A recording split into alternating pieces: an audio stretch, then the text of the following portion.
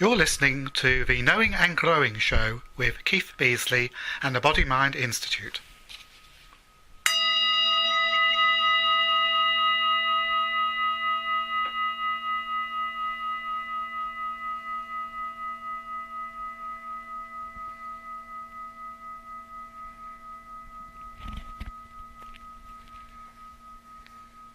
Hello and welcome to the Knowing and Growing Show. As we speak, soccer fans from all over the globe are returning home from their pilgrimage to the World Cup in Brazil. And tennis fans are reliving their pilgrimage to Wimbledon. And cricket devotees are on the way to the second test between England and India at Lord's. And maybe committed gardeners will be planning their pilgrimage to next year's Chelsea Flower Show. It's not just religious faiths that have pilgrimages. But what is it that makes a good pilgrimage? Today I'm sharing experiences and insights with Interfaith Minister Alexandra Wilson. Welcome, Alexandra. Thank you. Hello. Well, do you think there are similarities between sporting and other pilgrimages and specifically religious ones? I really do, actually. What I think particularly it has in common is the significance that it has to the individual as part of the collective. I can quite imagine as people are travelling to Rio or to Wimbledon and they set off because that's where they want to go and they're going to make that journey with that particular purpose in mind. And the nearer and nearer they get to their destination, the more and more fellow pilgrims they'll see. And they'll realise that their singular journey has become a collective one. And the joy that comes from meeting another pilgrim on the path and recognising that there's somebody who has the same interests, who's got the same goal, even though we might have our own individual interpretations and personal path within that. It's such a beautiful experience to connect in that way, because people have done pilgrimages for thousands of years. Millions upon millions of people of all faiths and none have done pilgrimages since the dawn of time. It seems to be part of the collective human soul and drive to get out of the front door and to go and be with yourself and to go on an odyssey of self-exploration. And at the end of the day, you end up meeting people who are doing the same thing. So it's not as lonely as it sounds, you know. It's one of those paradoxical things again, then, isn't it? That although it's an inner urge and it's a personal journey, a big part of it is to meet your fellow pilgrims and to gain this sense of belonging. I think so, and that sense of belonging comes not just in the meeting of others, but when you really settle into your body and you connect either through the act of walking or travelling, you're really present to yourself. And so the belonging comes before you meet the other person in a way, because you're very much separated from those things in life that distract you. So your work and your family life and something, you're very present and very connected, first of all to yourself and to your purpose. And that might be a higher purpose if we're going to take the spiritual aspect, or it might be a sporting purpose, which is no less worthy. It's something that brings people together in celebration. So yeah, it is about belonging, but it's about belonging in oneself first. That's to me what pilgrimage is about. It's almost impossible for me to find that depth of connection elsewhere. It's something about the journey. It's an old cliche, but it is the journey. It's the process of getting there. A pilgrimage of a day is a pilgrimage of a day, but over weeks and months, you do start to just shift your perception about what's important and what your priorities are, and who are you if you haven't got your relationships and work and distractions to define you. If you're defined by yourself in that moment, who are you? You know, and it's a radical experience when you settle into it. Wow. So you were telling me earlier that you've actually been doing pilgrimages for many years, and you are a committed pilgrim. How did it come about for you? Started with a love of walking.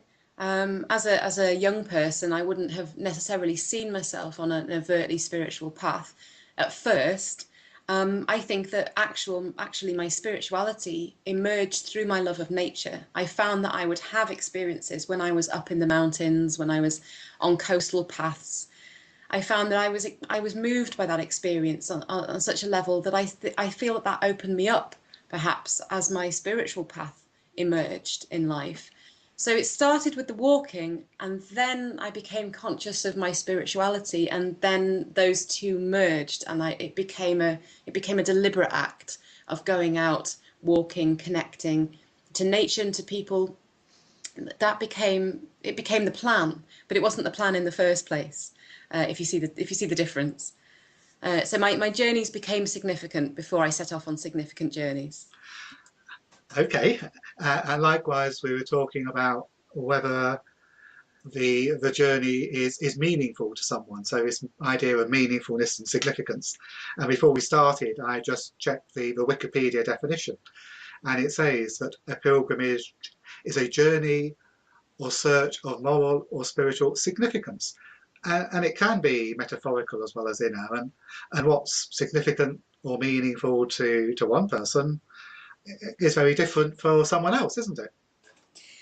It is. It is. I don't know if you've seen the film The Way, which is the Emilio Estevez film about the Camino de Santiago, and there's a character in it, Jack from Ireland, who, when they meet him on the path, he's going a bit mad because the numbers of metaphors that he experiences on his pilgrimage, everything becomes a metaphor, Oh, no. and he's going mad with the metaphors because everything means something.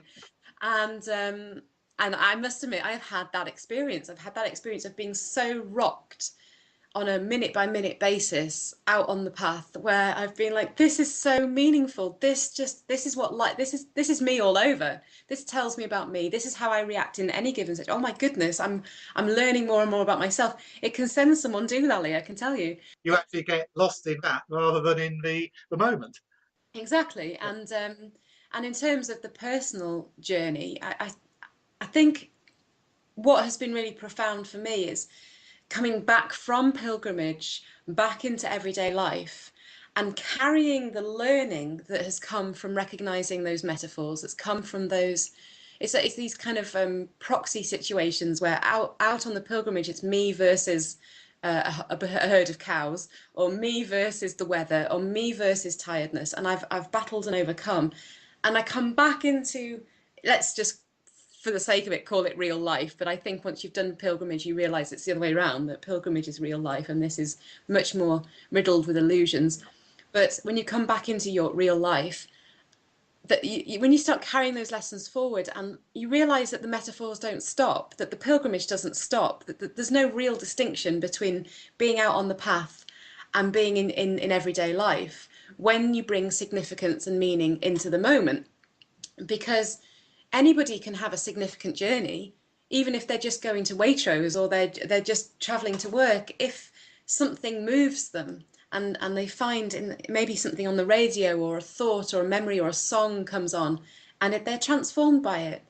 Do you know that there's significance in that journey? And Just give a specific example from your recent pilgrimage to help people understand what you're saying.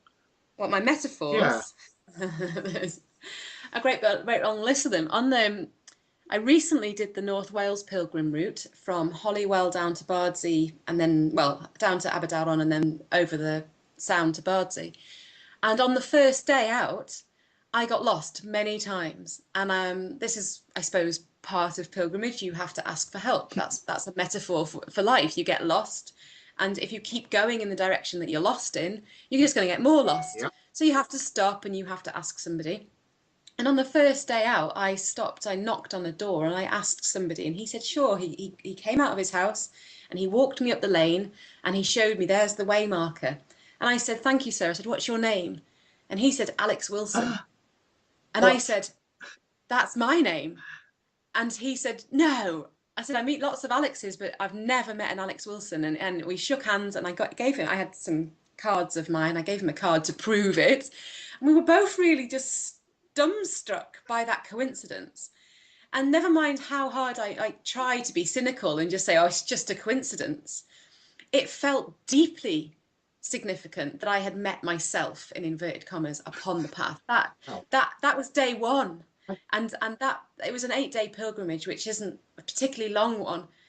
those 8 days, just every day, these amazing coincidences, these amazing things happened, and the more and more they happened, the more I came to expect them, and I started to feel, I mean, worthy of them, you know, like not that I expected people to feed me and give me a bed for the night, but everything. But as people were giving me so freely, giving me everything I needed, I traveled without money. People were giving and giving, and I just surrendered to the receiving, and I'm like, thank you, thank you, thank you, and they were thanking me. So I would go to them and say, thank you for the food and the bed and the shower, and it was just wonderful, and I can't thank you enough. And they'd say, no, thank you, because you've brought hope and faith and adventure and a really good story. And I would realize that just by being and being, you know, there with them, I was giving them something. It wasn't that I had to do anything to be worthy of receiving grace. I just had to be willing to receive it without blocking it. And I realized what a massive metaphor that was for my real life, where I might be worrying about how am I going to make ends meet? Where am I going to get money from? Where, you know, in the journey of the pilgrimage, I had to allow people to give me what I needed. And they thanked me for the opportunity to give me. And I'm very, very grateful to them, but they were grateful. And I realized that I am enough without doing more. I don't have to do stuff to be worthy of people's kindness, that kindness and providence, you know, God can move through people at any given time. And I don't need to worry where my needs are going to be met from. I just need to trust and surrender and let go, and my needs can be met. And that has, as I've come back from the pilgrimage, back into my supposedly real life, that lesson has liberated me entirely. I've had so much work and interesting work and new people and energy and a car and stuff that I needed has flowed into my life because the pilgrimage unlocked me on a deep level where I had blocks. Wow. So the metaphors work at that kind of level, and it's been such a healing thing for me to realize that just because I reach my destination doesn't mean the pilgrimage stops. And that means, I suppose, that the pilgrimage never started. And thus life is pilgrimage. It's only when I go on the road, you know, with my boots on, with my backpack on, it's only when I really bring myself to consciousness, when I bring that journey to the light. But actually, I'm on pilgrimage all the time because everything is significant. And it's only when I go out there and I kind of make a study of it, I suppose, because I'm not distracted by the everyday, and I make a study of myself in those contexts, that I start to know myself better. And goes without saying, you know yourself better, you know God better. And it's when I say transformative, I mean that's almost like an understatement, because it's not about becoming something other than I am. It's about stripping away all that I'm not. And it takes something specifically out of the ordinary, doesn't it, to allow us to do that. So I guess that's the why pilgrimages are so effective, is because normally we're so engrossed in our day-to-day worries, in a day-to-day routine, that we're not ourselves. We're totally disconnected from who we are. We're disconnected from the natural world. We're disconnected from everything. We can be. Unless we deliberately make the effort to bring, like you know, mindfulness. Unless we bring ourselves into the significance of the mundane, then we become lost. But that's not to say that that mundane doesn't have significance. But by removing yourself from the everyday to go and do something that seems extraordinary, then you get back in touch with that. But there's something very mundane about just walking, you know, step after step, thousands of steps. There's great big long periods where nothing happens, and the mind has to adjust to, whether, I wouldn't say boredom, I'm not one for getting bored, but you can't expect to be slapped in the face with extraordinary experiences over a 10-hour day of walking. There's a lot of just grit and persistence and discipline, and it can be a trudge. And it's how do you deal with it? It's the reaction to it and the response to it that makes it significant. It could just, somebody else could be walking alongside me and just thinking, oh my goodness, this is the most boring trudge of my life. And I'm in an inner world going, that butterfly has been following me for a mile and a half, you know. So I've seen something different in the experience. Or I might be in a very dark place as I work through an emotion that rises in me, and someone else is looking at the sun shining on the mountainside and thinking how beautiful. To what extent does a pilgrimage need to, well, make you suffer? I mean, does this come from the Christian idea of penance and of suffering and of pain, and that unless we go through that, we're not going to find salvation? I'm not sure that pain brings salvation. It's not language that works for me. And at the same time, there may be people out there who would disagree entirely with me, but this is just my opinion. I do think that the suffering that you endure on a pilgrimage is part of it. That if it was pain-free, cushy, if it was luxury all the way, you would miss out on something. But that doesn't mean that I necessarily go to the other extreme where you see people walking pilgrimages barefoot with a cross on their back, and that's their journey, but it's not mine. I'd like to find the middle ground, thank you very much, where there's an inherent difficulty in walking that great big long distance. The body does need to adjust to that kind of physical discipline. It is an extraordinary physical feat to walk, hundreds of miles. There's no denying that. So that becomes difficult. But so much of the suffering that happens is really down to the mental state. I really find that that has been my experience, and it's been what I've witnessed in others. So it's facing what comes up. It's not making the journey more difficult than it needs to be. It's acknowledging that both at the physical level and the mental level, and at all the stuff that comes up at the deeper emotional level, you're going to suffer just by facing and working through it. It seems to me that the greater suffering comes through resistance. Yes, yes. So there's going to be rub in the boots. The feet are going to be sore. Yep. Your back is going to hurt if you're carrying a rucksack all day. You are going to be tired. So these things are normal. You are going to experience emotions. You are going to experience mental chatter. These things are normal. If you enter into a battle with it, I shouldn't be feeling that, or I'm fitter than this, or I'm terrible, or it's the resistance that creates the suffering. It's the acceptance of what is, and the loving compassion that you might show yourself. If you look after your feet, if you look after your back, if you take rests, if you're fully hydrated, if you sleep enough, if you eat well, self-care, self-love, compassion, and acceptance, the suffering that happens is minimalized. And that is a metaphor for life. That is true, that a lot of our suffering in life is about not accepting the reality that presents itself to us. Oh, absolutely. But to what extent is that old chestnut, no pain, no gain? As I say, I think we've agreed that you don't need to add to the pain, and it is about accepting.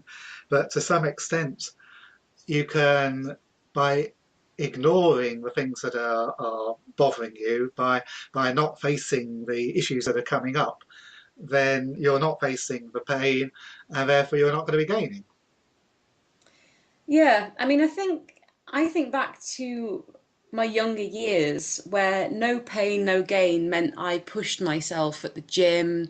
I ran on the running machine. I burned those calories, and I went out and I did 10K runs and half marathons and pushed and pushed and pushed and did my body some damage in the time, because the no pain, no gain was this mantra that said, you really have to be in pain in order to get the results that you want.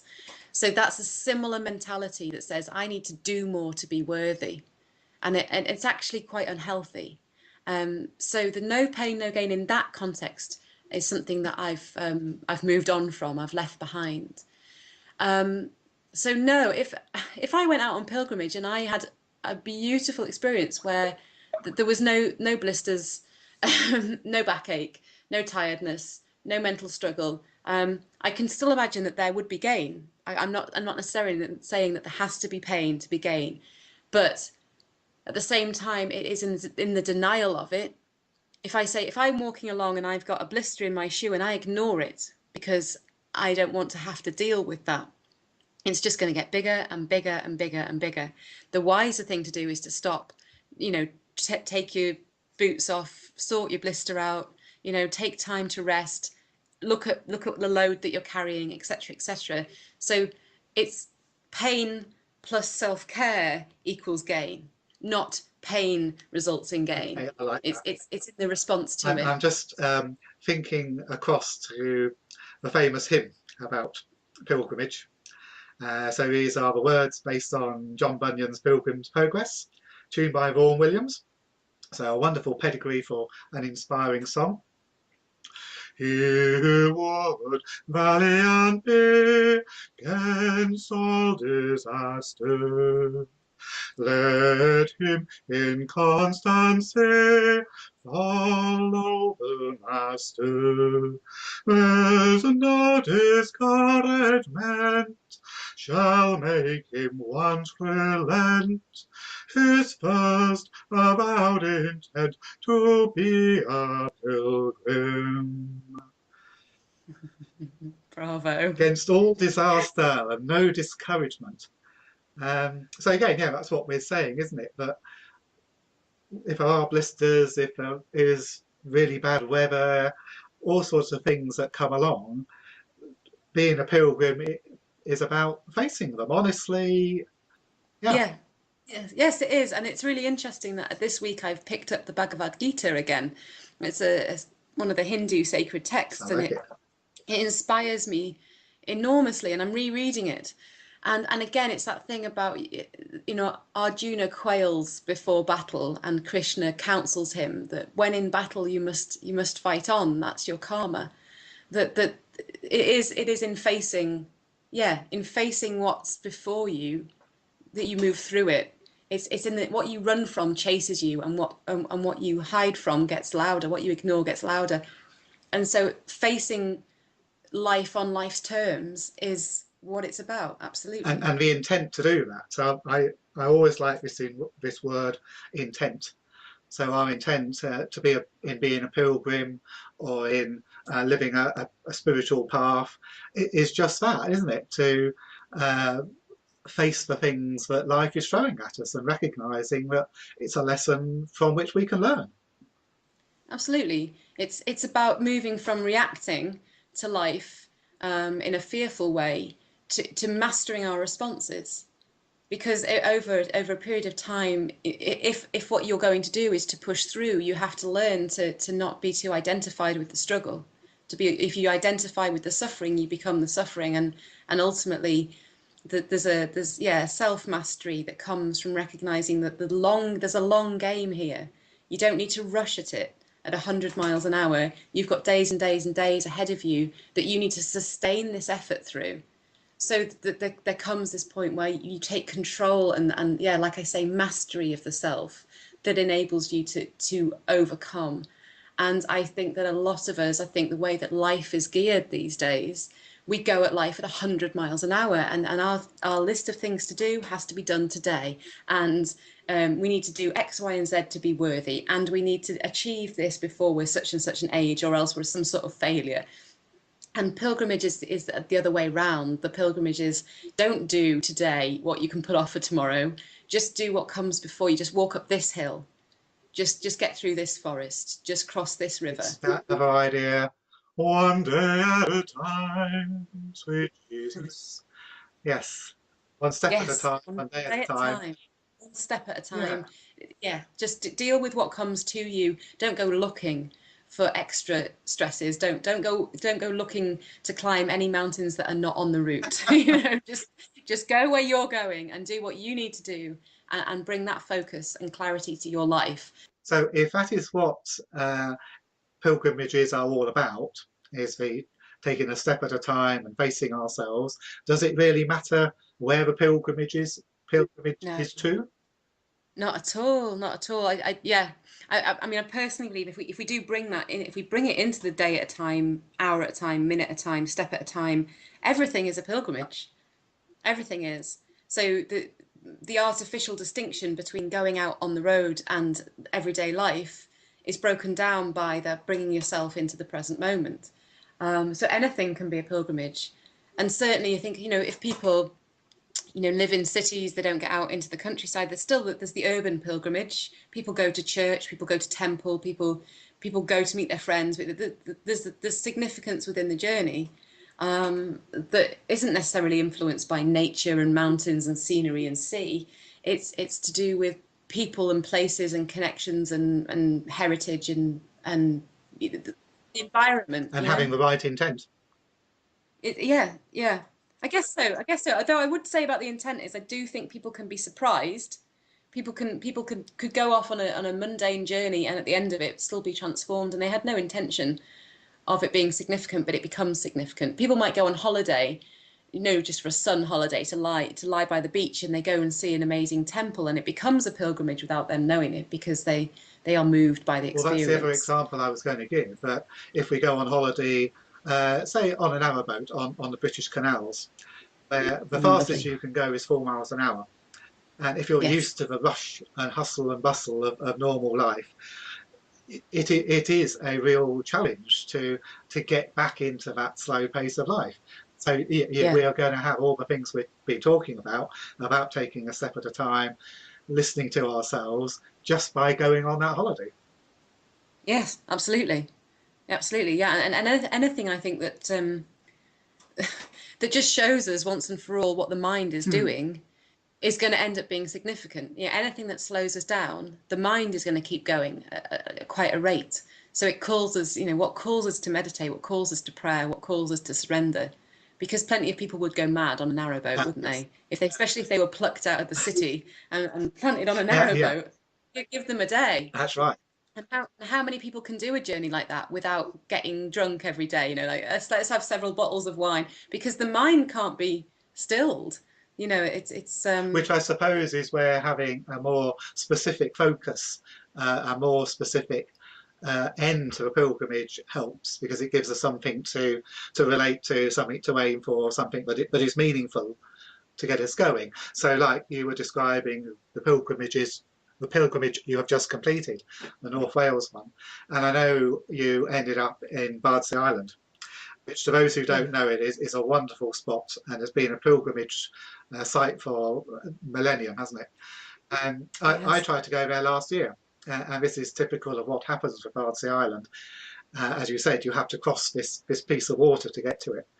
And first time I tried to go, I'd arranged for ferry, but a few days before he said, no, weather doesn't look good, sorry, we'll have to cancel. The next time, the day before, he said, yeah, weather's looking good, yeah, we're on.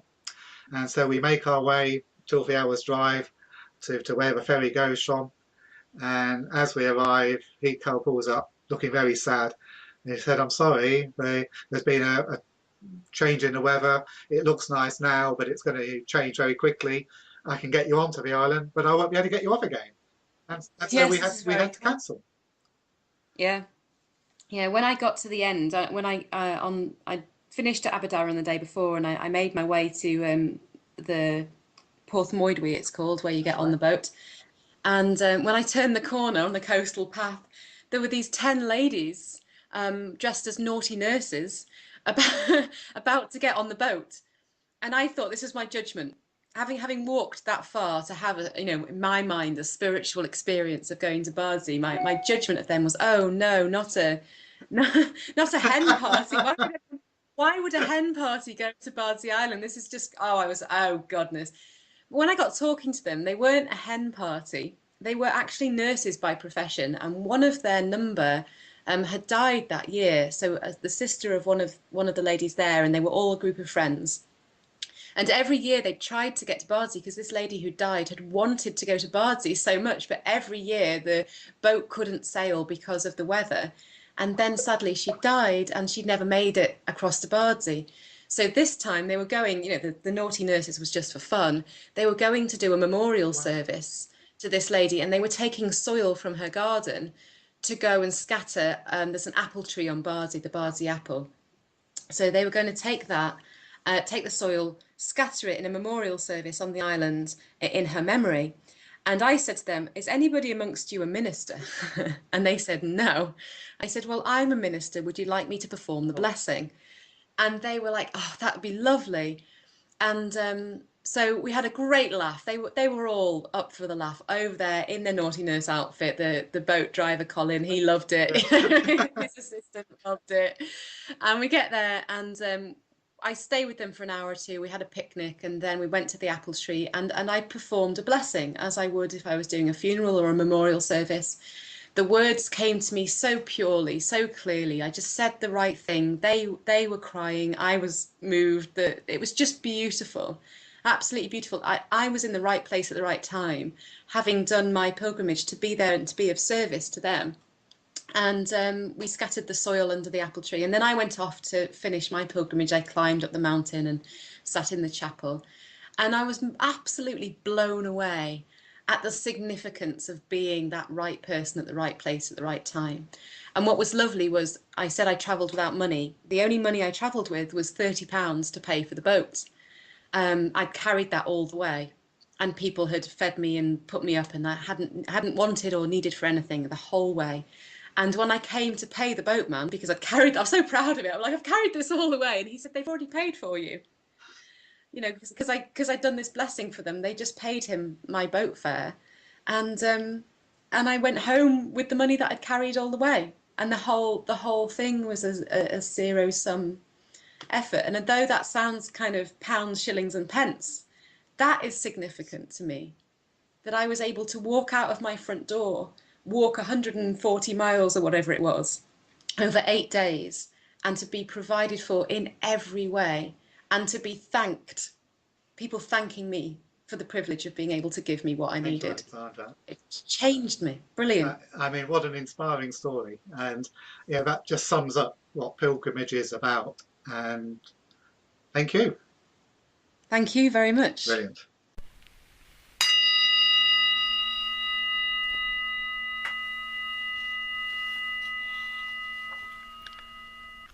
This is the Knowing and Growing Show with Keith Beasley and the Body Mind Institute. For insight and inspiration,